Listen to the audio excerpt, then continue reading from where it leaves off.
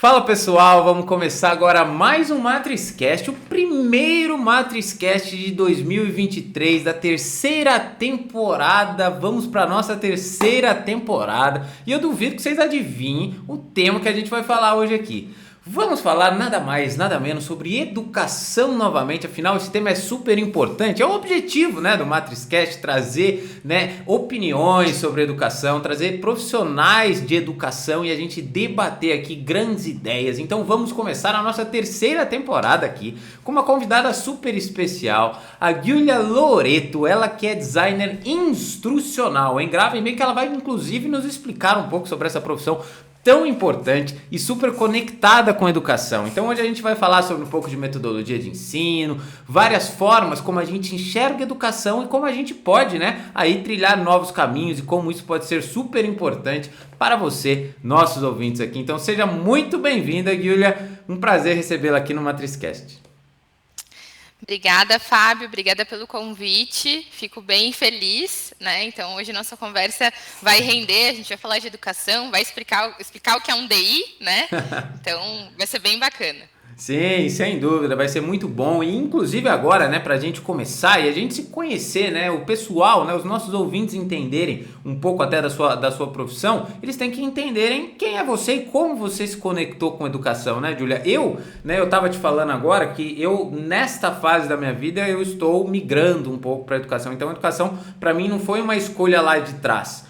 Por mais que eu tivesse raízes familiares, minha mãe é professora, minha avó era diretora, então assim, eu não tinha escolhido, eu não tinha aquele sonho de trabalhar com educação, nunca tive, mas conforme o tempo foi passando, eu já dentro da faculdade eu já descobri que eu gostava de ensinar, porque eu aprendia muito bem com isso, e hoje eu vejo o tamanho da importância, com mais clareza até quando a gente fica mais maduro, o tamanho da importância da educação, como isso é fundamental e talvez a peça-chave para você ter uma virada em qualquer ponto, de desenvolvimento de uma sociedade, porque uma sociedade com mais educação, com certeza ela se desenvolve em vários pilares, Mas conta pra gente como é que foi a sua história com a educação, como que você se viu, nesse caminho, se foi desde cedo, como é que é a Giulia com a educação, pra gente se apresentar aqui. Muito bom. Então, na verdade, eu comecei a minha jornada na educação um pouco parecido com o que você comentou, Então, de se reconhecer, de curtir ensinar para outras pessoas, Então, lá no meu ensino médio ainda, um tempo atrás, eu participava de alguns projetos, na época a gente chamava de monitoria, mas em São Paulo esse nome é muito mais comum, Então é um projeto que você reúne alunos, de várias idades ali, de várias séries, para auxiliar os colegas em determinadas disciplinas. Então eu era muito mais de exatas, Eu gostava muito mais da área de exatas e resolvi embarcar nessa junto com o colégio que eu estudava. E comecei a ajudar os colegas, aqui em matemática, na época do ensino médio, em química, em física, então na área das exatas. Sim. E comecei a despertar esse interesse e o pessoal falava, olha, a gente entende o que você explica, melhor do que a professora às vezes. Eu falava, aqui tem uma faísca. E na minha jornada, depois que eu terminei o ensino médio e fui realmente ingressar no ensino superior, eu tinha duas vertentes. Ou eu ia para uma área mais exata, uma engenharia civil, porque eu gostava de números, gostava da parte de arquitetura, enfim, ou eu ia para a área da educação. E eu, na época, morava em São Paulo e resolvi apostar na área de educação. Falei, bom, vamos para a educação, vai que rola. Então, essa foi a minha primeira faísca e cursei licenciatura em Química, Então, sou de formação professora de Química, Então, a temida Química aí que todo mundo odeia.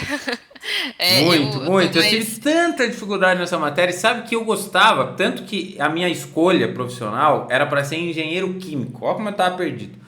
E aí eu entrei na faculdade para ser engenheiro químico, só que eu mudei no meio do caminho para elétrica antes de tomar a decisão, Que a decisão, na verdade, engenharia você toma para o segundo ano. E assim, eu sempre gostei de química, porque eu lembro que eu tinha não lembro o nome dele, mas eu lembro das aulas dele, e não era só um não, os professores mais legais que eu tive foram de química. Porque daí eles faziam brincadeira com o nome, não sei o que, eram boas aulas. E eu achei que eu era ótimo em química. Meu Deus, eu não posso nem falar quantas vezes eu fiz Química Geral 1 na faculdade, porque eu acho que eu vou perder credibilidade. Mas assim, não foi só uma. Mas, Química realmente é uma matéria muito legal, eu gostava e é difícil, né? É difícil. É difícil e é interessante, né? Eu costumo dizer que a química ela tá em tudo, ela tá em todas as coisas. Né? Quando você acorda é química, quando você vai dormir é química, quando você bebe uma água é química, quando você conversa com alguém é química. Qualquer atividade que você realiza, a química está envolvida. Então, era isso que me chamou a atenção quando eu escolhi a química em si, né? E depois que eu resolvi abraçar a educação. Né? E nessa trajetória, enfim, me formei, né? Lecionei durante a minha formação, né? Então, atuei em algumas instituições, fiz estágio, enfim. Mas no meio do caminho, outra área, não digo outra área, né, mas outra vertente da educação me chamou a atenção, que foi a área de design instrucional. Né? Então, foi uma área que me chamou mais atenção, porque na própria universidade, eu comecei a trabalhar muito com educação à distância. Né? Então, foi a primeira virada de chave ali para a minha realidade. Né? Então, eu estava muito feliz lecionando química, ouvindo os alunos reclamarem que é difícil, enfim, mas realmente foi uma coisa que me chamou a atenção. Né? Como que o universo EAD, como é que eu pego uma química, né, que é uma ciência dura, uma ciência que eu preciso de uma experimentação, né? Eu preciso muitas vezes ver para crer, né? Então eu queria entender como que eu levaria isso para o mundo EAD. Né? Então, como que o aluno que está ali, o jovem, o aprendiz, está do outro lado, ele vai aprender química, sendo que ele não tem um laboratório. Sim. Numa forma EAD. Então, foi o maior desafio, uma virada de chave, o pulo do gato, assim, que eu pensei em contribuir. E aí eu comecei a, né, pesquisar sobre a área de design instrucional, né, entender um pouquinho o que é de fato, né, que a gente vai dar essa explicação ao longo do podcast, mas entender mesmo como eu poderia contribuir além de ser professora. Né? Então, como eu poderia trazer o conhecimento que eu tinha da área de educação, por ser formada em educação, por ser professora, para mais pessoas, só que no backstage, digamos assim. Fora das câmeras da sala de aula, digamos assim. Sim.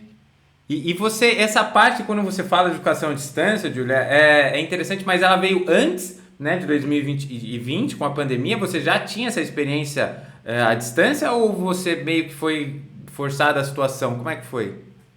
Ela veio antes da pandemia. Bem antes, na verdade, porque no período que eu estava na graduação, nós nem pensava, meu Deus, em pandemia, né? Então, já existia um núcleo, né, de educação à distância na universidade, só que era só para, basicamente, pós-graduação, né? Então, a continuação do ensino superior e alguns cursos livres, algumas disciplinas da própria universidade, né? Mas nada muito uma cultura como a gente conhece hoje, depois da pandemia.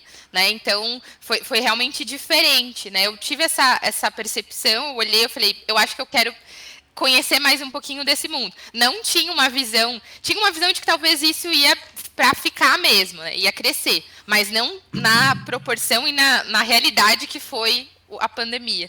Né? Então, eu tive que ingressar um pouquinho, né? Eu comecei como estagiária nesse núcleo, né? Então, apoiando os professores, os docentes, ajudando nos treinamentos, né? E tendo contato com uma DI, né? da própria universidade mesmo, entendendo como que era o trabalho dela e como que o trabalho dela influenciava no trabalho dos professores.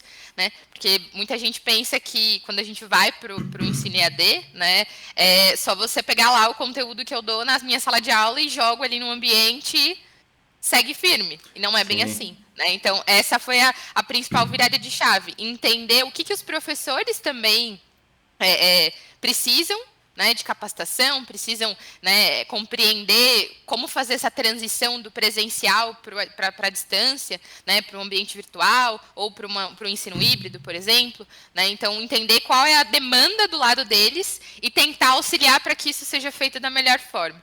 Então, a área de design institucional surgiu na minha vida nesse momento da minha carreira. Muito bacana. E quando você fala, né, inclusive isso aí que agora eu vou mencionar, eu aprendi com um conhecido, né, um colega seu, que é o Caco, que é o seguinte, E agora você falando isso para mim, eu estou começando a conectar. Porque você fala dessa... E é muito bacana, primeiro você trazer esse ensino à distância antes, né? Já acontecia bem antes, porque muita gente não tem ainda essa noção. Acha que foi só... Ele sempre existiu. Talvez ele tenha agora uma adaptação, né? As pessoas se aderiram a ele de uma forma acelerada devido às circunstâncias, ok. Mas isso já era uma solução que existia há muito tempo, né? E aí, talvez nessa transição que ocorreu acelerada por causa dos acontecimentos da pandemia, talvez nem todos entenderam a forma, né, que é importante isso, e aí que eu quero te fazer a pergunta para entender o teu posicionamento sobre como a educação à distância pode ser positiva ou não. E aí eu vou te falar o que eu aprendi, né, ou a reflexão que ele me trouxe. Que a educação à distância não é pura e simplesmente você pegar a mesma aula que você tinha e só jogar na distância e fazer do mesmo jeito. Quando a gente fala a gente não consegue substituir o ambiente presencial pelo ambiente virtual, né? Foi isso que eu aprendi daquilo. A gente tem agora um ambiente que é o virtual, que é a distância, a gente tem que saber como usá-lo para que ele seja positivo, né? Que a gente crie essas experiências com ele, que a gente consiga agregar no ensino com a parte à distância, né? Com o ensino à distância. E como você enxerga, Júlio, que o ensino à distância ele pode ser positivo na construção da educação do aluno? Como que você acha que ele atua de uma forma importante no ensino? Você acha que a gente vai ter que substituir tudo? Você acha que é uma metodologia mais híbrida? Como é que você enxerga a importância? Ou também, às vezes, pode ser que você não enxergue a importância. Fala, não, ensino à distância não acho legal, que eu acho que não, pelo que você me falou. Mas como que você enxerga essa importância e como que os professores vêm se adaptando a isso na sua leitura? Então, na verdade, eu digo sempre que a pandemia ela foi meio que um caos nesse caso em relação à educação, porque todo mundo teve que aprender a trocar a roda do carro com o carro andando, né? Então, não se teve um tempo para os professores, por exemplo, né, na maior parte das instituições, sejam elas privadas ou, né, públicas, seja de ensino fundamental, médio, superior, não se teve um tempo para realmente refletir, né? Então, até em relação a nomenclaturas assim de sistemas, né? O que é um ensino remoto, o que é atividades não presenciais. Então, muito se ficou, né, até realmente estabelecer uma nomenclatura correta, né, dentro ali do Ministério da Educação. Então, foi um período árduo, né, de aprendizagem para todo mundo, né? E hoje em dia, com a geração que a gente está trabalhando, né, seja ela uma geração de conhecimento, de tecnologia, né, tudo muda muito rápido, né? Então, a informação ela está aí na palma da mão, na ponta dos dedos, em segundos você consegue saber qualquer coisa, né? Então, hoje em dia, não dá mais para a gente ter um ensino... vou tentar não usar termos técnicos, mas um ensino em que o professor explica e o aluno só recebe informação. Sim. Hoje em dia a gente não consegue mais, né? Não dá mais. Não tem como eu trazer isso para uma sala de aula, seja ela, né, no ambiente virtual ou presencial, não tem mais como eu não inserir as tecnologias no ensino, né? Não tem como. Não dá para fugir, porque a geração que se aprende hoje é uma geração tecnológica, né? É uma geração que já nasce mexendo no tablet, né? Eu tenho, não tenho sobrinhos, mas tenho filhos de amigas, por exemplo, que o bebê não tem nem 6 meses e o bebê já está fazendo assim, né? Rolando o celular ou rolando o tablet. Então, é uma geração muito tecnológica. Então, eu acho que a importância do ensino à distância, né, ela veio realmente para ficar, só que o ensino à distância ele tem que ser feito com planejamento, né? Então, contribuindo até com a reflexão que o Caco fez em outro episódio, né, de fato, não é simplesmente pegar o conteúdo daqui e jogar ali no EAD e fazer rodar. Não é assim que funciona, né? Primeiro que a gente tem que levar em consideração que o professor ele não está cara a cara com aquele aluno. Então, ele não está vendo, por exemplo, a gente diz, né, que às vezes o professor ele olha para a cara do aluno e ele já sabe se ele está entendendo ou não. Só às vezes pela fisionomia dele. Deve saber Só que, mesmo, deve pensando saber. não é verdade? Pensando no ensino EAD, você não tem, muitas vezes, como ver o seu aluno, né? Às vezes você tem um encontro, por exemplo, em disciplinas que tem encontros síncronos, né? Você tem um encontro E aí, nesse encontro, o aluno nem a câmera liga. Então, você não tem como saber o que ele está achando e como é que está sendo, né? Então, você tem que realmente planejar essa sua disciplina, né?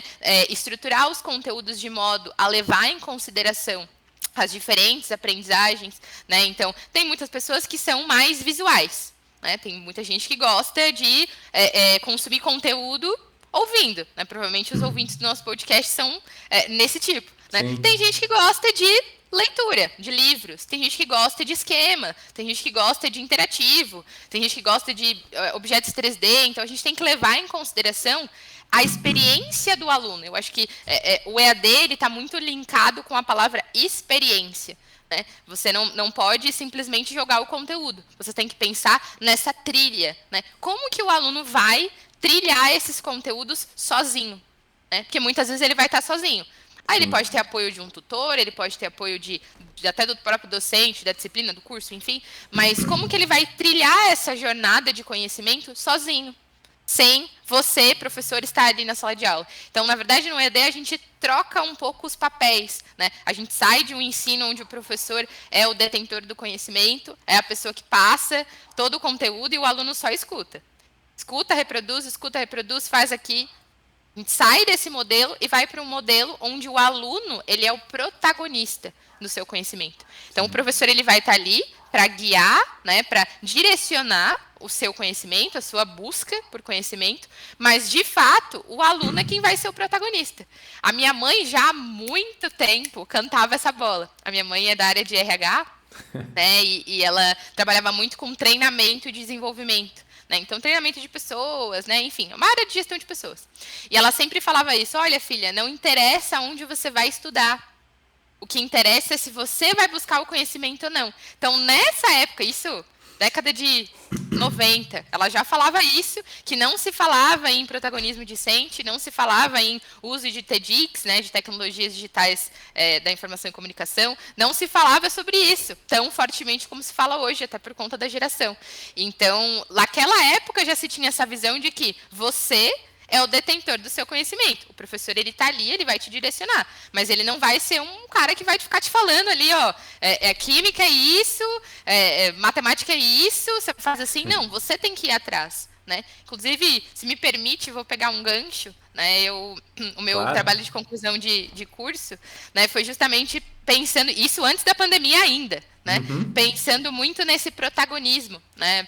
As minhas professoras orientadoras, né, Carmine e Thaís, né, do Instituto Federal, pensaram muito nisso, assim, de como a gente vai trazer a química sem ser uma química chata, uma química que você vai estar falando ali e tal. Então, a gente elaborou um projeto, né, basicamente sobre o CSI. Então, a gente fazia uma experimentação investigativa com o aluno. Então, ele teve o conteúdo base, né, de química ali, que seria necessário para ele aplicar naquelas práticas, né, mas ele ia atrás. Qual é o método que eu vou utilizar dentro desse resultado? O que eu faço com esse resultado? Então, na verdade, hoje o ensino ele não está focado muito em a química, a matemática, a geografia, né, as áreas. Ele está muito transdisciplinar. Então, ele tá integrado. Né? Eu tenho outras competências envolvidas nisso. Né? Hoje em dia, a pessoa que se forma, seja no ensino médio ou no superior, ela vai saber o conteúdo ali básico da área, mas para o mercado de trabalho já não é mais suficiente você saber só o preto no branco da sua área. Né? Tem outras competências. Né? E isso, reformulações na educação, BNCC e coisas do tipo, trazem muito forte, né, a importância das competências hoje. Né? Hoje o aluno ele tem que sair dali da escola sabendo química, claro, mas ele vai saber outras coisas, como raciocínio lógico, né? Então, manipular, enfim, a parte da tecnologia. Né? Ele vai ter várias outras competências que vão estar integradas nesse conteúdo técnico. Então, hoje não dá mais para o professor chegar na sala de aula e usar, perdão a palavra, vomitar conteúdo, né? Falar um monte de conteúdo. Não dá mais. Né? A gente tem que pensar em outros fatores também. Sem dúvida, é muito bacana você trazer isso, Júlia, e falar dessa forma, porque como eu vou entrevistando várias pessoas, eu vou sempre gravando, né? Agora você estava falando naquela hora de experiência, eu lembrei do que o Caco falou, aí você está falando um pouco de protagonismo, eu lembrei de que um outro convidado aqui, que foi o Marcelo Nobre, falou, muito parecido com a questão do protagonismo. Isso é interessante porque a gente vê esse movimento, né, nas pessoas que estão ligadas à educação e mostrando que realmente as coisas estão mudando, né, e pontos aonde eu vou trazer do qual eu acho que isso é o responsável, né? Você fala assim, hoje a gente é protagonista, né, e precisa ser o protagonista do estudo porque a gente tem um acesso à informação muito maior do que tinha na sua época, na minha época. A gente consegue hoje, basicamente, ter acesso a tudo, né, na internet, de resposta, de material de estudo. Depende muito da gente e, claro, de uma pessoa no qual nos guie, nos oriente, nos tire dúvidas, nos direcione da forma correta e tenha troca de informação. E aí que eu acho legal. Então, assim, primeiro, tecnologia trouxe isso para nós, né? A tecnologia, igual eu falei quando a gente estava conversando aqui sobre comunicação, a tecnologia deu voz a todos, né? Hoje qualquer pessoa pode pegar o microfone, abrir um canal no YouTube e começar a treinar a sua oratória, começar a treinar a sua fala, né? A forma como ela se comunica. Então, assim, a tecnologia abriu muitos espaços e trouxe responsabilidade para cada ser e para cada indivíduo. A gente passa a ser muito mais protagonista da nossa trajetória em qualquer coisa, né? Então, assim, isso é uma parte muito boa. Porque aí isso faz com que as pessoas precisem se mover, parem de terceirizar responsabilidades. Ah, o professor... Tudo bem, pode até ser que tenham dificuldades, como vai ter em várias ocasiões, mas ela dá muitas possibilidades, né, Júlia, de pessoas que talvez não sejam tão privilegiadas, né, em questões de oportunidades, também crescerem, também conseguirem fazer da sua trajetória uma trajetória mais próspera, uma trajetória melhor. E isso é uma coisa bacana quando a gente fala de protagonismo, né? Independente das desigualdades que ainda existem, né? Porque se a gente for pensar em tecnologia, não são todos que têm acesso a todas essas respostas, a toda essa tecnologia. Mas assim, agora eu vou falar de um ponto em relação ao conteúdo, que você falando para mim eu também fui pensando. Sabe que agora eu estou fazendo uma pós-graduação, né? Eu fiz o meu mestrado foi 100% presencial, ok e tal. Agora eu estou começando uma pós e pela primeira vez eu estou tendo essa experiência de aulas síncronas e aulas assíncronas. Nunca tive, né? Minha faculdade nunca tive, ensino nunca tive, mestrado nunca tive. E assim, sabe o que é bacana?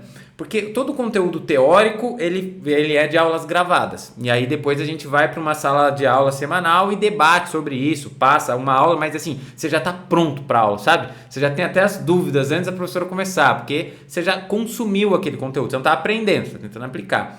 E ali sempre está escrito o tempo de dedicação de cada aula.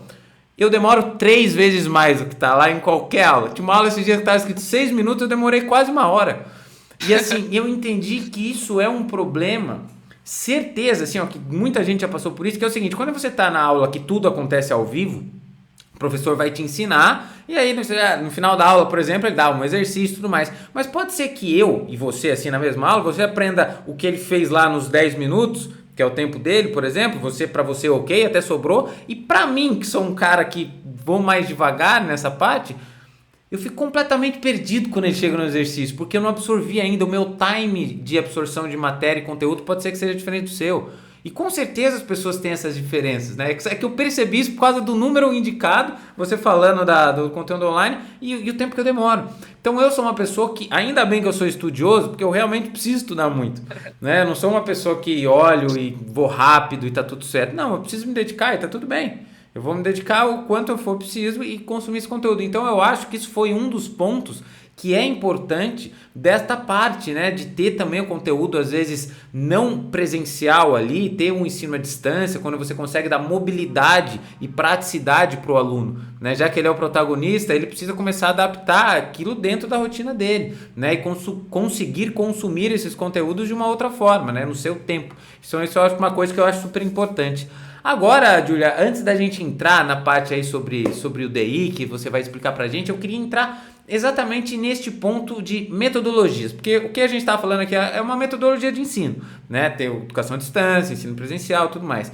E eu sei que você também fala muito sobre a questão de usar outros pontos, como, por exemplo, jogos, na parte da educação, né? Que a gente está falando de tecnologia, as pessoas já crescem com tecnologia, as crianças hoje em dia estão jogando também um monte de coisa de tecnologia, se envolvem muito com isso, né? Não é da época mais que o pessoal saía, né? Meus pais, eu até também, um pouco, apesar de não fazer muito, tinha muitas pessoas da minha época que faziam, saía na rua, empinar pipa, tudo mais. Hoje os jogos são muito mais tecnológicos, as crianças já nascem, né? Criando comunidades, de conhecendo gente de todo lugar do mundo, jogando o mesmo joguinho. Então, assim, como é que você vê essas inserções em metodologias de ensino? Você acha que realmente existe uma conexão com jogos, com ensino? Você acha, como você vê a importância disso também na metodologia de ensino? Então, vamos lá. Para responder essa pergunta, eu vou pegar um pouquinho da sua fala anterior, né? Falando ali da sua experiência na pós-graduação.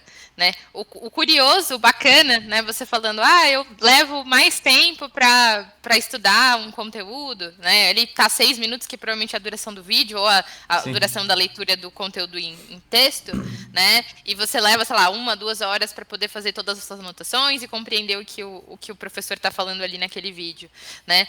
E aí eu também vou puxar o gancho que você falou para mim, olha, eu tô ali, vejo o conteúdo e chego num momento síncrono, já com dúvidas, já sabendo o conteúdo e só para debater. Então, isso, na verdade, é uma prova de que metodologia ativa está aí escancarado para a gente. Né? A sala de aula invertida, nesse caso, né? Então, levar o conteúdo para o aluno antes, né? Para o aluno ter acesso a esse conteúdo todo, né? Sólido mesmo. Né? Então, dá a forma do aluno pesquisar, né, ir atrás e consumir aquele conteúdo e trazer o aluno apenas para fazer uma atividade, para, enfim, tirar as dúvidas, tal. Então, a gente inverte a lógica tradicional. Né? Então, no modelo tradicional, a gente tem um professor explicando a matéria, terminou a matéria, faz um exercício, alguma coisa para poder fixar. Né? Nesse seu caso, você está fazendo ao contrário. Né? Então, você está indo atrás do conhecimento, vendo um vídeo, lendo um texto, pesquisando, fazendo anotações, né? Tirando as suas dúvidas para depois ir até o docente. E aí, conecta muito o que a gente falou, né? O protagonismo e o papel do docente não mais como transmissor de conhecimento, mas como mediador, né? De direcionador. Então, isso é super importante. E puxando o gancho com a questão dos jogos e outras metodologias, não só, eu acredito muito que não só elas estão aí, como elas funcionam. Né? Então, tem vários exemplos. Nossa, se você for realmente pesquisar e for atrás de projetos, de iniciativas, né, nessa área de inovação, de metodologias ativas, de jogos, né, tem bastante coisa. Né? E aí, jogo por jogo, né, não adianta, tem que ser mais uma vez. Aí linkamos lá com o começo da nossa conversa. O planejamento, papel do professor enquanto mediador. Eu tenho que fazer uma coisa diferente na minha sala, por exemplo. Sim. Quero fazer um jogo, né, quero fazer um game. Então, eu vou fazer esse jogo. Como é que vai ser esse jogo? O que eu quero com esse jogo? Quais são os objetivos desse jogo? Né? Eu vou fazer o jogo por fazer, para poder só encher linguiça e poder matar o tempo ali que eu tenho da minha disciplina? Porque terminei o conteúdo, não tem mais o que dar, eu vou fazer... Não dá para ser assim. Né? Então, realmente tem que ser planejado. Né? Trazendo ainda mais para a área da química, né? E isso vou trazer a parte física, mas isso também se replica para o digital da mesma forma, né? Tive algumas experiências dentro da própria universidade e lecionando, né? De poder pegar turmas com diversos níveis de conhecimento em determinado conteúdo. Né? Então, por exemplo, vou falar sobre funções orgânicas, que eu acho que é o assunto que a maioria sabe o que é. Então, falar sobre várias funções, né? E muita gente normalmente chega em alguma etapa ali do terceiro ano, que é normalmente onde é inserido esse conteúdo, com níveis diferentes. Então, uma pessoa manjando muito de funções e outra não entendendo nada. Não sabe nem o que é carbono, o que é hidrogênio, o que é oxigênio, não sabe nem diferenciar. Então, tem esse tipo de disparidade em sala de aula, tanto no EAD quanto no presencial. Né? Então, eu olho para uma turma, pego uma turma assim, que vem com uma carga conceitual muito distinta. Né? Então, muita gente que entende tranquilamente, eu poderia seguir com as atividades, mas tem muita gente que ficou para trás. Né? Então, essa é uma boa oportunidade, por exemplo, para você planejar uma metodologia ativa, uma metodologia diferenciada, né? Então, trazer um jogo, trazer uma atividade, uma dinâmica ou algo do tipo, para realmente revisar conteúdo, para trazer e colocar todo mundo na mesma página. Né? Então, hoje a gente tem como você produzir jogos, né? E até o mercado hoje também oferta para comprar feito mesmo, né? Mas também a gente consegue desenvolver com vários softwares, né? Hoje em dia tem Socrative, Kahoot, que são exemplos, né, de sites e softwares que o professor consegue elaborar um jogo, né, e fazer com seus alunos, um jogo de revisão, por exemplo.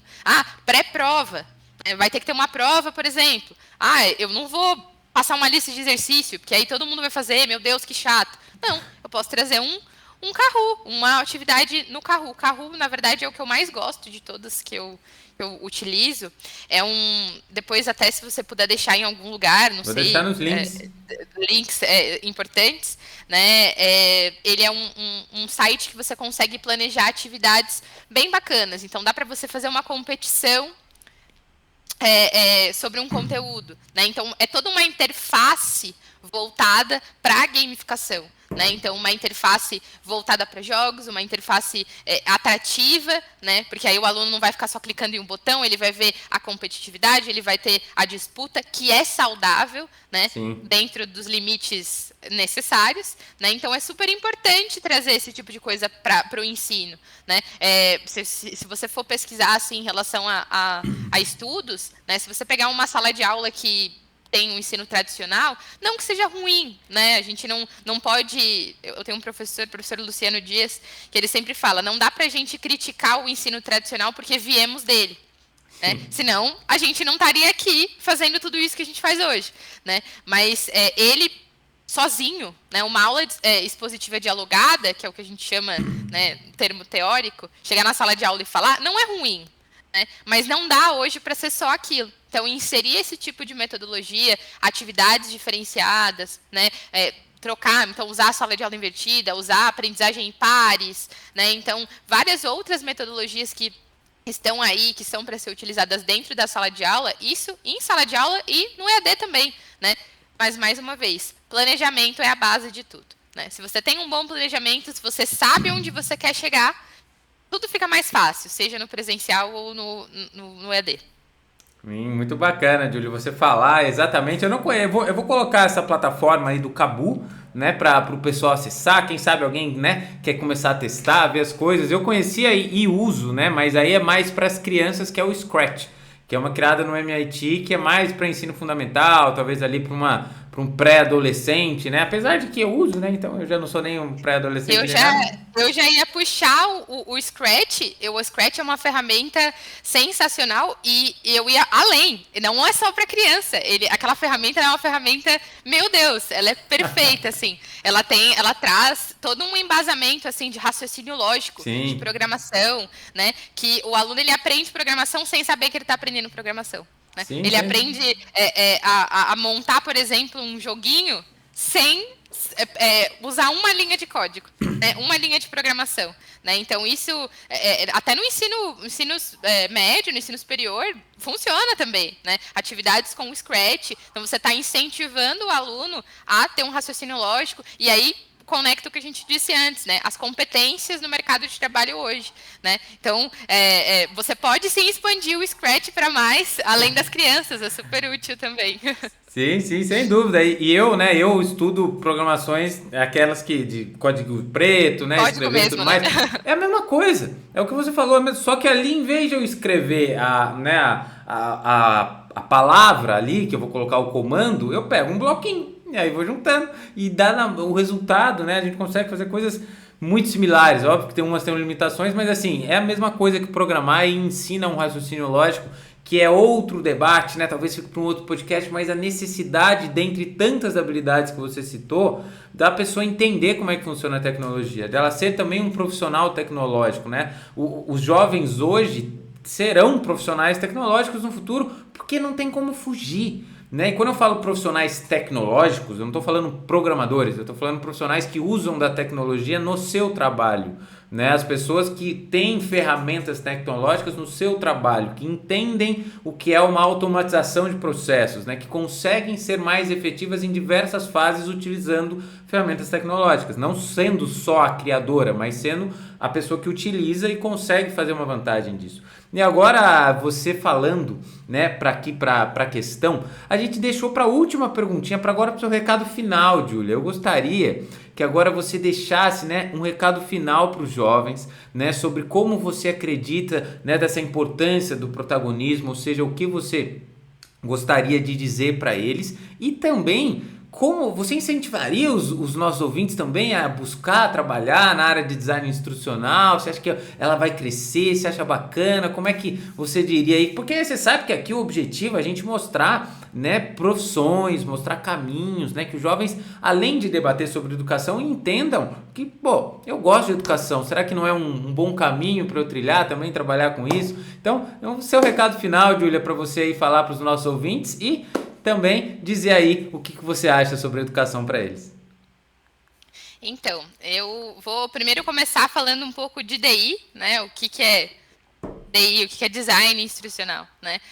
O designer instrucional, que é o profissional que trabalha com design instrucional, ele basicamente vai, vou evitar os termos técnicos, né? Mas vou falar para todo mundo entender, vai ser a pessoa que vai planejar, seja um treinamento, seja um curso, uma disciplina, né? Ele vai planejar, digamos assim, de ponta a ponta. Então, desde lá do início, junto com o professor, então, o detentor daquele conhecimento, porque, na verdade, o DI, ele não é o personagem que sabe todas as áreas, né? O DI é uma pessoa que ele entende muito de metodologia, de estruturação, de educação, de processo educacional, né? Ele não vai dominar várias áreas, né? Ele pode dominar, por exemplo, no meu caso, a química, mas se eu fosse falar, por exemplo, de programação, que é a sua área, né?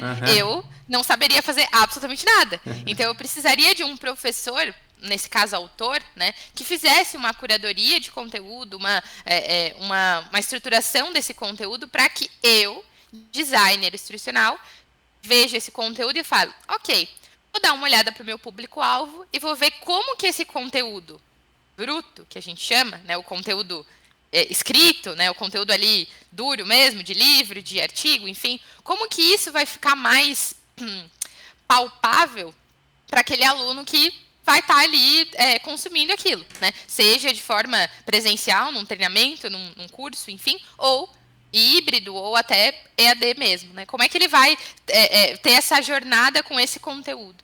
Né? Então, esse papel desse DI, ele tem que saber muito de metodologia, né? Porque senão ele não consegue ver como estruturar aquele conteúdo de uma forma diferente, né? Ele tem que saber muito sobre objetivos, então, de onde ele está saindo, para onde ele quer chegar, né? E ele tem que saber também as metodologias até de design instrucional mesmo, né? De como estruturar aqueles conteúdos. Então, o DI, ele vai estruturar, a gente chama de storyboards, enfim, tem nomes mais técnicos, né? Mas ele vai estruturar todo esse conteúdo de uma forma, seja ela visual, estrutural, para que o aluno consiga consumir e isso tenha uma experiência melhor. Então, o DI ele vai desenvolver soluções, né, educacionais com base num conteúdo, num conteúdo bruto, para que aquele público-alvo consiga, de fato, ter uma boa experiência. Então, vou pegar o seu caso de novo da pós-graduação, né? Provavelmente, o professor dessa sua disciplina produziu um monte de coisa, um monte de conteúdo, e texto, e roteiro, e um monte de coisa. E isso foi dado para a produção que trabalha nessa sua pós-graduação, né? Que provavelmente é composta por um DI, né, um design instrucional, talvez a galera de audiovisual que fez, enfim, vídeos, né? Então, foi pensado para estruturar aquele conteúdo naquela disciplina. Então, não foi só pegou e jogou ali o conteúdo, né? Não tirou do presencial e colocou no EAD. Então, teve um profissional que trabalhou a linguagem desse conteúdo. Uma coisa é você ler um texto quebrado, né? Um texto muito denso, né? E outra coisa é você ler um texto mais leve, que a gente chama de dialógico, né? Um texto que conversa, né, com aquele aluno que está do outro lado da tela, ou do outro lado do curso, ou ouvindo alguém falar, né? Então, o DI está nesse papel. ele vai, em parceria com esse professor autor, esse conteudista, né, construir esse conteúdo para que mais pessoas consigam compreender aquela área, né? Então, ele vai usar interativos, né, ele vai usar objetos de aprendizagem, né, então, usar objetos imersivos, então, objetos 3D, laboratórios, enfim, diversas opções que existem aí no meio, e vai programar tudo isso, né, para que lá o aluno entre naquela disciplina, naquele curso, naquele treinamento, não sabendo daquele assunto e saia com uma melhor experiência, com aquele conteúdo adquirido, com aquele conteúdo, né, aplicável para a sua realidade, para seu contexto, né? Então, o DI ele vai se preocupar muito com isso, né? Ele vai elaborar roteiro, ele vai elaborar peça gráfica, ele vai elaborar vários rascunhos, a gente chama, né? Storyboard, rascunho, né? Vários rascunhos para poder estruturar esse curso para que ele fique, disciplina, para que ele fique bem mais amigável, né? Do que aquele conteúdo bruto que o professor entregou. Então, eu trabalho hoje também, né, além de ser DI, além de fazer, entre outras coisas, né, fazer trabalho voluntário, enfim, né, eu sou multifunções. Minha mãe brinca que eu sou tipo Bombril, mil utilidades. Mas eu também leciono num projeto da Prefeitura de São Paulo, né, que é um projeto mais para a área tecnológica, né? Então, de ferramentas mesmo, né? De pacote Office, de profissões mesmo, então cada um tem uma vertente, mas principalmente com esse cunho de trazer para o aluno não só o conhecimento teórico, mas assim, a vivência, a experiência, o direcionamento, né? Que é o que mais falta, né? Então, eu acho que o podcast, na verdade, caiu como uma luva nesse sentido, né? É um trabalho que eu já faço hoje, né? E eu sempre encorajo os meus alunos, inclusive se vocês estiverem ouvindo isso, um beijo para vocês. Eu sempre encorajo eles. Conteúdo é importante, é bacana, precisa realmente ir atrás, porque sem conhecimento a gente não faz nada, né? Mas realmente a gente consiga trocar entre pares essas experiências, né? Se você tem uma experiência, eu sou nova, quem olha para mim e fala assim, nossa, parece que ela tem 50 anos, mas não, eu tenho só 24, né? Por incrível que pareça, né? Todo mundo se espanta quando eu falo que eu tenho 24 anos, mas, e eu falo isso em sala de aula, né? Eu tenho 24 anos, tive as oportunidades que eu tive, né? As experiências, e estou sempre trocando, né? Então, acho que a principal lição que a gente pode tirar de educação é a troca, é a conversa, é o compartilhamento. Então, é ensinar alguém aquilo que você sabe. Então, a educação, claro, ela tem diversas peculiaridades e problemas e lacunas que a gente já sabe e não adianta, né? A gente já, de fato, sabe, está escancarado isso, né? No Brasil, enfim, até no mundo, mas ter realmente isso em mente. Eu sei alguma coisa, por que não passar para o outro? Né? Por que não compartilhar com o outro? Né? Compartilhar a experiência, porque cada um tem uma experiência, né? Cada um tem uma vivência, né? E é difícil pessoas têm vivências iguais, né? Então a gente aprende também com o erro do outro, com o acerto do outro, né? Então é bem importante. Então eu acho que para as pessoas que estão ouvindo a gente, né, independente da faixa de instrução que você esteja, né, seja ele no ensino médio, seja no meio do ensino superior, ou até tentando voltar à educação de jovens e adultos, enfim, qualquer realidade que você esteja inserido, que você compartilhe. Né? Traga conhecimento para mais pessoas. Né? Você tem aquele conhecimento, não deixe só para você. Ok, a pessoa tem acesso pesquisando, tranquilo, mas a vivência é o diferencial. Né? Então, incentiva as pessoas primeiro a ir para a área de educação, porque a gente precisa de mais pessoas fazendo bem, compartilhando. Né? Então, pesquisem mais sobre a área de DI. Né? É uma área que tem um futuro bem promissor, né? Principalmente com essa ascensão aí do EAD, né? Então, precisamos de pessoas que caminhem lado a lado com o professor, né? Ou que sejam professores e também tenham essa expertise de DI, né? Que caminhem lado a lado para proporcionar uma experiência melhor para o aluno que está ali do outro lado. Então, compartilhem, pesquisem e sigam firme que tudo vai dar certo. Assim, o caminho pode ser duro, mas um dia a gente chega lá. Muito bacana, adorei a sua mensagem final, adorei esse recado, eu acho que ele é super importante e eu fico feliz em pessoas também pensarem dessa forma, né, incentivar os outros a compartilhar. A minha mãe, ela assiste todos, ela sempre fala assim, filho, tem umas coisas que se repete às vezes, mas é que cada episódio aqui pra mim é único, porque é um encontro, né, único, não é? Eu tive outros que me agregaram coisas, mas uma coisa que é o mais legal, Júlio, vocês falam muitas coisas parecidas em alguns pontos com histórias completamente diferentes. Né? A pessoa fala de compartilhar, mas eu não estou falando nada de educação, eu não estou falando de, sei lá, direito, né? Uma outra área, mas assim, no fundo, nós todos aqui, todas as pessoas que eu entrevistei e eu, somos seres humanos. Né? E a gente parte de um ponto que todo esse desenvolvimento profissional, ele é acima dele um desenvolvimento pessoal. E ele parte de princípios importantes e compartilhar é uma coisa muito importante. E aí eu vou falar da questão de ser repetitivo, porque eu vou falar, acho que pela terceira vez aqui, de uma frase que eu vi que agora eu vou finalizando esse episódio, que é de novo, que é do Clóvis de Barros, que eu tava numa manhã e eu liguei e aí veio aquelas mensagens, sabe que vem com a música de fundo, aí deixa mais emocionante, e aí era uma mensagem que eu tô guardando comigo já faz dias e semanas, que é que às vezes, né, as pessoas pensam, o que eu vou ganhar com isso? Vou fazer, o que eu vou ganhar vendo esse episódio? O que eu vou ganhar indo trabalhar ali? O que eu vou ganhar ajudando o outro? O que eu vou ganhar ensinando o outro? Né? E você ganha muito, né? Mas independente disso, a vida talvez não seja sobre aquilo que você vai ganhar, mas a vida talvez seja sobre aquilo que você compartilha, sobre aquilo que você oferece, sobre aquilo que você proporciona para o outro. Né? E o que a gente tem, né? Eu estava até falando sobre um pouco de desenvolvimento pessoal, mas assim, a grande força nossa está no outro. Né?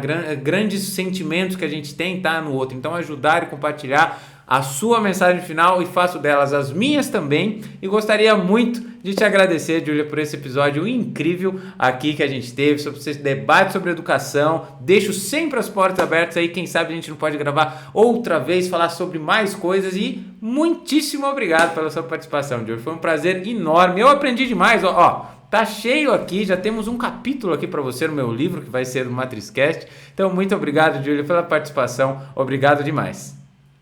Eu que agradeço, foi ótima conversa. Eu acho que você percebeu, né, que se deixar a gente vai ficar falando aqui um monte. O podcast vai ter 2 horas. Eu poderia falar de vários temas aqui, mas fica para uma próxima. Então espero que quem está ouvindo a gente tenha gostado, né, da conversa e que tenha instigado ainda mais a buscar esse conhecimento, né, e a compartilhar com todo mundo tudo isso que a gente vai aprendendo ao longo da jornada. Obrigada pelo convite, Fábio. Show de bola. Obrigado, Júlia. Obrigado a todos os ouvintes. É um prazer estarmos juntos mais uma vez. Começo da 3ª temporada. Semana que vem tem mais. Esse ano não vamos faltar nenhum final de semana, assim como nunca fizemos. Então, continua aqui, contando com você e vamos cada vez mais crescer e compartilhar informação com os outros. Grande abraço e até semana que vem.